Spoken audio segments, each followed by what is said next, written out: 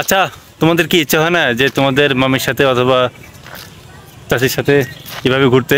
হ্যাঁ, কিন্তু আমার তো ওরকম কেউ নেই, আমি কিভাবে বলো তোমাদের ইচ্ছাটা আমি কিভাবে পূরণ করবো বলো? তাড়াতাড়ি বিয়ে করেন, কিন্তু আমাকে তোকে বিয়ে করবে না, আমি তো বেকার। তাহলে একটা তাড়াতাড়ি জব করে। চাকরি, এই জীবনে চাকরি কি পাবো আসলে? এই যে অবস্থা আসলে।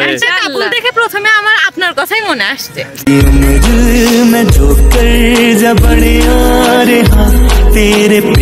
আসলে একটা চাকরি অভাবে বিয়েটা করতে পারছি না, তোমাদের আশাটা পূরণ করতে পারতেছি না।